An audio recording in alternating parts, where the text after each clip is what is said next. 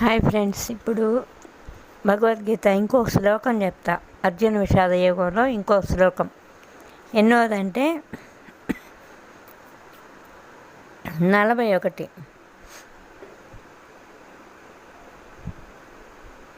ఒకసారి 40 కూడా చదువుతా, 41 కూడా చెప్తా, రెండూ చెప్తాలే.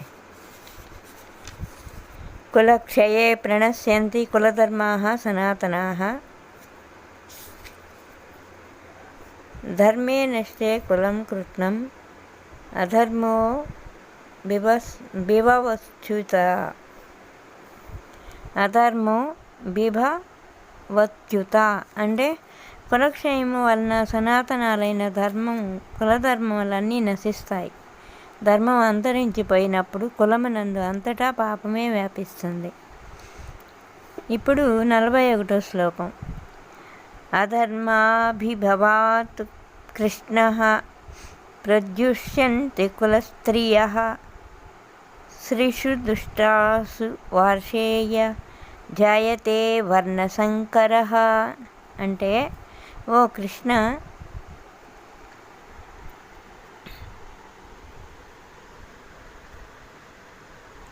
కృష్ణ, అధర్మము అంటే పాపము పెచ్చు పెరిగిపోయినప్పుడు కులస్త్రీలు మిక్కిలి దూషితులవుతారు. ఓ వార్షేయ, స్త్రీలు దూషితులు అయినచో వర్ణసాంకర్యము ఏర్పడుతుంది.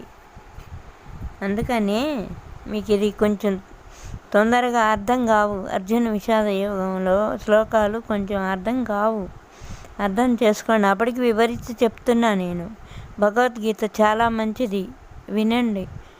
నాకు సబ్స్క్రైబులు చేయడం లేదు, లైకులు చేయడం లేదని నేనేం అనుకోను. మీరు శ్రద్ధగా వినండి, మంచిది. ఓ కృష్ణ పరమాత్మ, అధర్మం అంటే పాపం అని పెచ్చు పెరిగిపోయినప్పుడు కులస్త్రీలు మిక్కిలి దూషితులవుతారు. ఓ వర్షేయ అంటే కృష్ణుడే, స్త్రీలు దూషితులైనచో వర్ణసాంకర్యం ఏర్పడుతుంది. తర్వాత శ్లోకం. పంకరో నరకాయైవ కులజ్ఞానాం కులస్య చ పతంతి పితరో హేషాం లుప్తపిండోదక క్రియః. వర్ణసాంకర్యము